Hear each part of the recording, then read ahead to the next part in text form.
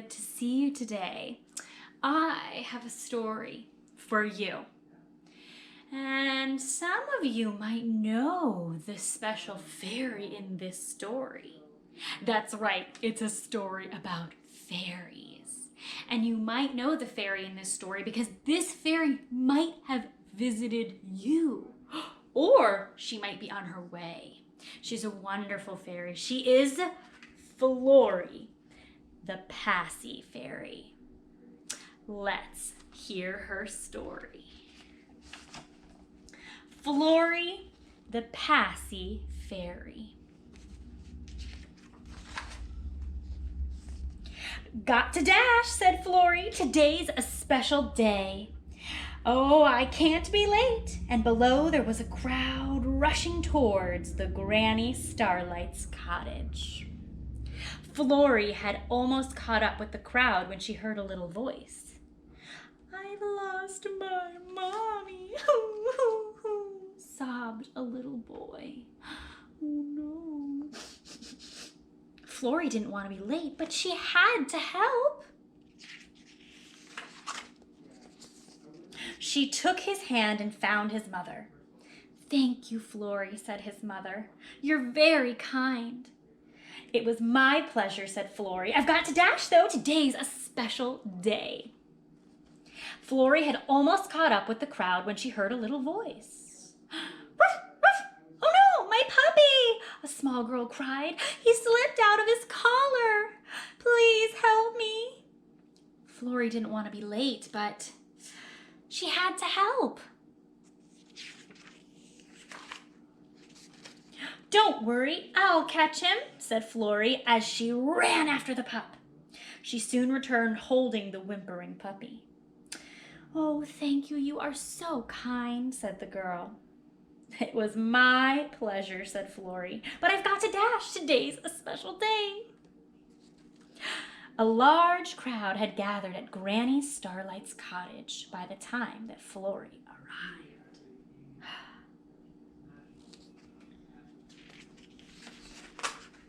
The front door creaked open and out fluttered Granny Starlight. Wow. My, what a lot of people, she cried. Thank you all for coming on this special day. The person I've chosen is helpful and kind. The new Paci Fairy is Florrie. Wow! Everyone cheered as Granny Starlight took Florrie's hand and led her into the cottage.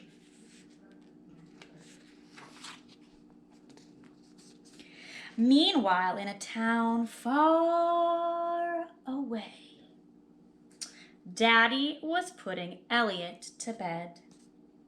You're getting a bit old for your pacifier now, said Daddy. You should leave it here for the Paci Fairy tonight. No, Daddy, Elliot sobbed. I don't want to. Oh, but she'll leave you a wonderful gift, said Daddy. A wide grin spread across Elliot's face. Really, he said. I want a red racing car.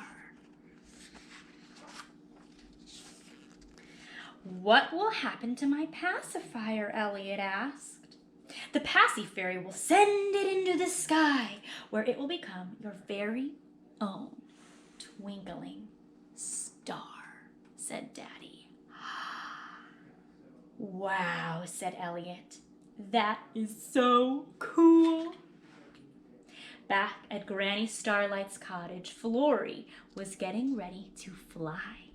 She sprinkled fairy dust on her wings and she pointed her magic wand to the sky and she sang the words, now I'll take flight on my wonderful wings. I'll soar through the night doing magical things. Stars light my way until the sun rises. And all the children will find special surprises. And with a whoosh, Florrie vanished into a cloud of glittering dust. Magic. Florrie appeared outside Elliot's bedroom, and she gently tapped her wand on the window, and she whispered, "Deeper and deeper into slumber you slide, eyes getting heavy. Oh, you drift with the tide. Deeper and deeper into slumber you float, waves softly rocking your small sailing boat."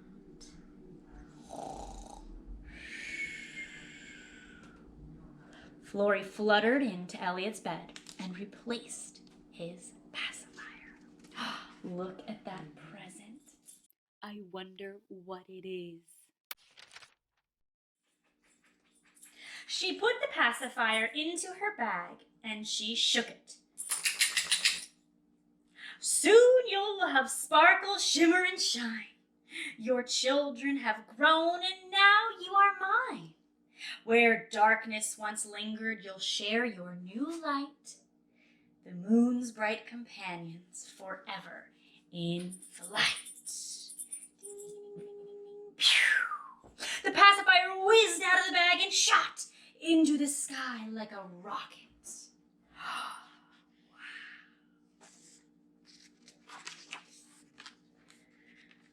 Florrie sprinkled fairy dust onto her wings, and she pointed her magic wand at the moon, and she sang another song. Tomorrow comes swiftly, and so I must fly to dance with the stardust across the night sky. Pacis have changed, they now shimmer above, watching their children with unending love.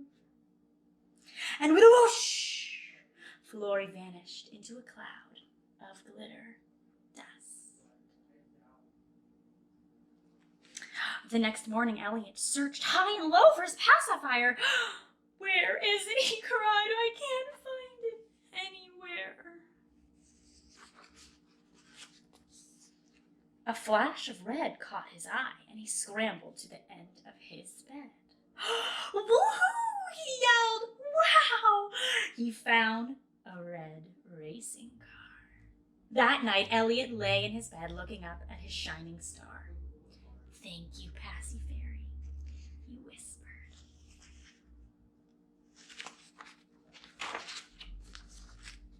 And Florrie was delivering gifts to other children, but she heard Elliot, and softly she said, "It was my pleasure." And then, with a whoosh, Florrie vanished, into a cloud of glitter dust. And that is the story of Florrie the Paci Fairy. I love this book because it reminds us that fairies are everywhere. At my school, we had a special fairy who would visit us sometimes, and we loved to leave her presents. And that's something that you can do today. Fairies live in sneaky little places. If you see little holes in the ground, or little cracks, or little spots in trees, I'll bet you a fairy lives there. So what you can do is you can collect lots of leaves and flowers, things that they can use in fairyland, and you can also write them little letters, just like we wrote to our fairy named Tulip. So why don't you go out there today? You'll have to look around and be very, very careful. Sometimes only kids can see fairies. You have to find a grown-up who really believes in them to see them. But you, as kids, you can always see them. So that's what I want you to do today. I want you to find your own fairies. I cannot wait to hear about it. Until next time, goodbye, everybody, from me and from Florrie the Paci Fairy. Goodbye. Hey, you. Yeah, you. Wait a minute. I've got something fun coming up. Stay tuned for an art project starting now.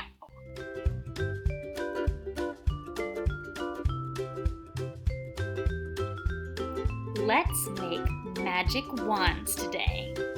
First, to start, you're going to need to find the perfect stick.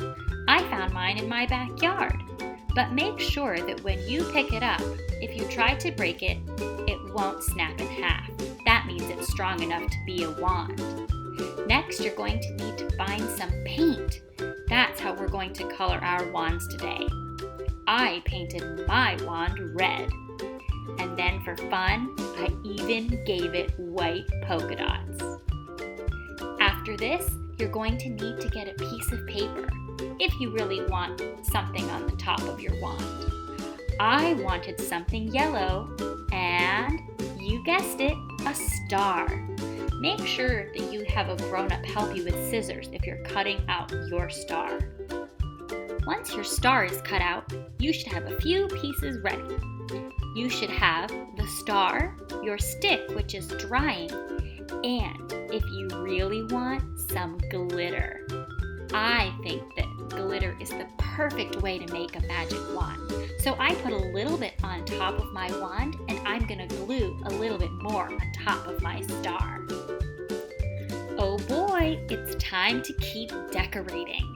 I had different kinds of string in my house, but you could use anything you'd like to decorate your wand. I cut a few pieces of the string, and then using some tape, I'm going to start to put it all together. Use the tape to put your star at the top of your wand and to put on your decorations. When it's done, it should look like this. But of course, they're all going to look a little bit different. That's what makes them special. Let's see if they work.